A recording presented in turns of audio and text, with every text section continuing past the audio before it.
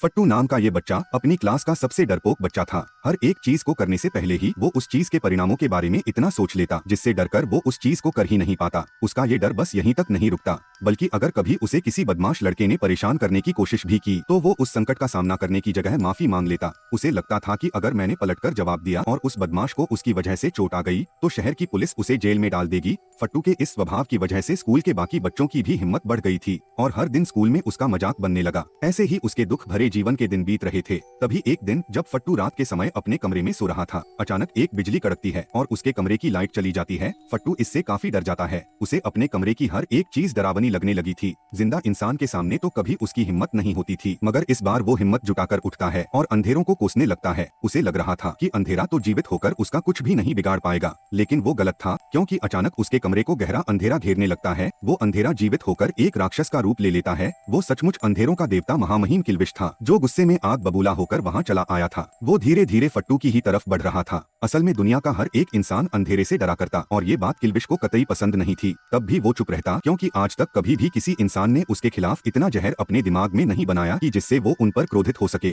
लेकिन आज फट्टू ने वो सारी ही सीमाएं लांघ दी थी और इससे किल्विश के सबर का बांध टूट चुका था। तभी किल्विश को इस बात का एहसास होता है कि वो जिस पर इतना क्रोधित हो चुका है वो केवल एक 10 साल का बच्चा ही तो है। इस विचार के आते ही किल्विश अपने गुस्से को शांत कर लेता है। वो थोड़ी देर कुछ सोचता है और फट्टू को एक ऑफर देता है। वो फट्टू से कहता है कि अगर तुम अगले 24 घंटों के लिए मेरे साथ चलोगे तो मैं तुम्हारे अंधेरे के प्रति इस डर और गुस्से को हमेशा के लिए खत्म कर दूंगा, और जब हम दोनों पृथ्वी का एक चक्कर पूरा करने के बाद वापस इस जगह पर लौटेंगे तब मैं तुम्हें वापस इसी जगह छोड़ दूंगा। जब तुम मेरे साथ अंधेरों के सफर पर चलोगे तब तुम्हें पता चलेगा कि ये अंधेरे कितने खूबसूरत है और तुम्हें इनकी खूबसूरती से डरने की कोई भी आवश्यकता नहीं है। फट्टू की अब तक फिर से फट चुकी थी। वो सोचता है कि अगर उसने किल्विश की ऑफर को ठुकरा दिया तो किल्विश फिर से गुस्सा हो जाएगा और फट्टू दोबारा उसे गुस्सा दिलाकर मुसीबत को बुलावा नहीं देना चाहता था। इसलिए वो ऑफर को स्वीकार कर किल्विश के साथ चलने के लिए मान जाता है। महामहिम किल्विश फट्टू के इस फैसले से काफी खुश हो जाता है और उसे अपनी पीठ पर बिठाकर वहाँ से उड़कर आगे बढ़ने लगता है। थोड़ी देर उड़ने के बाद वो दोनों एक जगह पर पहुँचते हैं। यहाँ पर किल्विश के बाकी साथी उसका इंतजार कर रहे थे।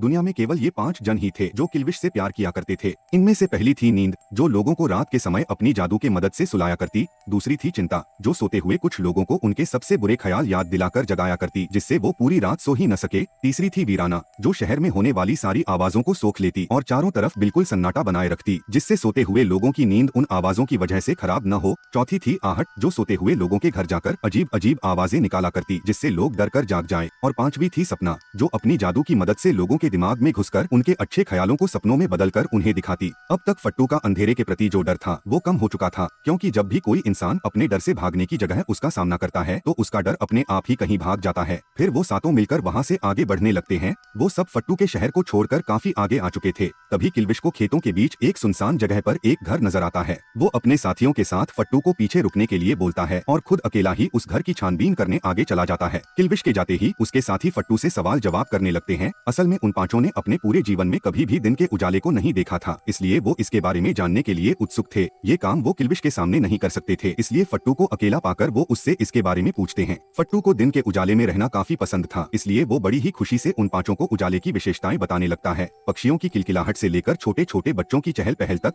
फट्टू उन सबको हर एक चीज विस्तार से बता रहा था। और ये सब बताते हुए फट्टू के चेहरे का आनंद देखकर किल्विश के साथी बड़े ही प्रभावित हो रहे थे। उन लोगों ने कभी ऐसे खुशहाली भरे जीवन की कल्पना भी नहीं की थी। जब तक किल्विश उस घर से वापस लौटता तब तक इधर ये पांचों उजाले के दीवाने बन चुके थे। किल्विश को इस बात की बिल्कुल भी भनक नहीं थी कि उसके पीठ पीछे उसके साथ कितना बड़ा कांड हो चुका था। यहाँ तक कि फट्टू को भी इस बात का अंदाजा नहीं था कि अनजाने में उसने आज कितनी बड़ी भूल कर दी है। जब वो सभी वहाँ से आगे बढ़ते हैं तब हर बार की तरह वो लोग एक जगह पर थोड़ा आराम करने के लिए रुकते हैं। वहाँ पर नींद, चिंता, वीराना, आहट और सपना, ये पांचों मिलकर फट्टू की बताई बातों के बारे में सोचने लगते हैं। उन सबको भी वो खुशहाली देखनी थी जिसके बारे में फट्टू ने अभी अभी उन्हें बताया था। इसलिए वो पांचों एक निर्णय पर आपसी सहमति बना लेते हैं कि अब वो लोग किल्विश के साथ आगे न जाकर यहीं पर रुकेंगे और दिन के देवता सूरज का इंतजार करेंगे, जिससे सूरज अपने सफर में उन्हें भी शामिल कर लेगा। वो लोग किल्विश को भी इसके बारे में बताते हैं। किल्विश को ये सुनकर धक्का ही लग जाता है। उसे समझ नहीं आ रहा था कि ये सब कैसे हो गया। इस दुनिया में जो केवल 5 ही लोग उससे प्यार किया करते थे, अब वो भी उसे छोड़ने के बारे में सोच रहे थे।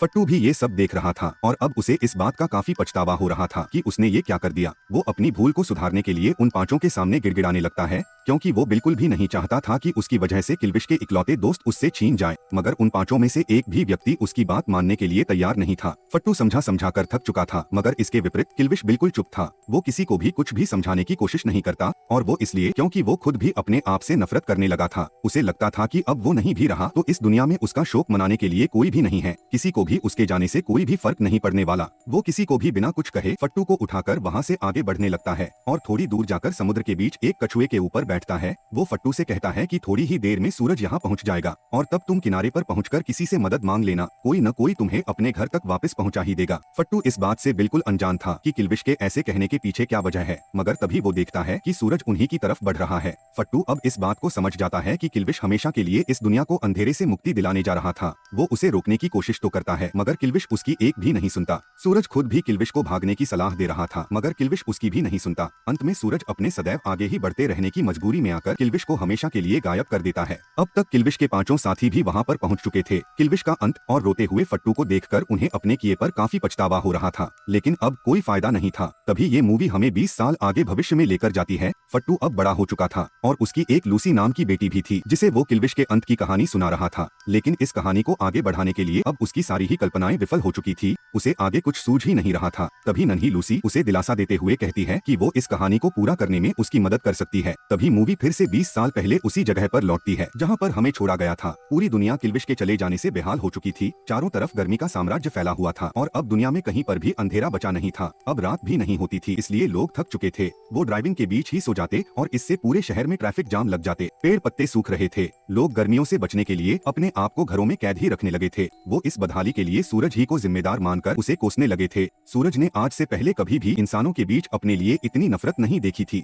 तभी अचानक रोते हुए फट्टू के पास भविष्य से लूसी आकर पहुंचती है। वो फट्टू से कहती है कि वो किल्विश को वापस लाने में उसकी मदद कर सकती है। किल्विश के पांचों साथी और फट्टू उत्सुकता से उसकी बातें सुनने लगते हैं। लूसी उन्हें बताती है कि किल्विश इस दुनिया से तो चला गया, लेकिन वो अब भी एक जगह पर जिंदा है और वो है सपनों की दुनिया। हम सबको जल्द से जल्द वहाँ पहुँचकर उसे बचाना होगा, वरना अगर हमें देर हो गई तो हम उसे हमेशा के लिए खो देंगे। ये सुनते ही वो सारे मिलकर एक प्लान बनाते हैं और अपनी जादू से फट्टू को सुला देते हैं। फिर सपना अपनी जादू से लूसी और खुद को फट्टू के दिमाग में ले जाती है। वहाँ पर वो देखते हैं कि किल्विश को एक ब्लैक होल अपनी तरफ खींचने की कोशिश कर रहा है। वो जल्दी से फट्टू को एक रस्सी से बांधकर किल्विश की तरफ फेंक देते हैं। सही समय के रहते फट्टू किल्विश को पकड़ ही लेता है। इधर सपना ये देखते ही फट्टू के दिमाग से बाहर निकलती है और उसे जगाने लगती है। जब फट्टू जाग जाता है तो उसके जागने के साथ ही फिर से किल्विश इस दुनिया में वापस लौट आता है। अब चारों तरफ फिर से अंधेरा फैल चुका था और दुनिया का हर व्यक्ति अंधेरे की शीतलता और महत्वपूर्णता को अच्छी तरह से समझ चुका था। फट्टू, लूसी और किल्विश के साथी भी अंधेरे के लौटने से अब काफी खुश थे और ये मूवी यहीं पर खत्म हो जाती है। ऐसी ही और भी मजेदार मूवी एक्सप्लेनेशन के लिए इस चैनल को सब्सक्राइब कर दीजिए और बेल आइकन को भी दबा दीजिए। हम जल्द ही लौटेंगे एक और मनोरंजक कहानी के साथ।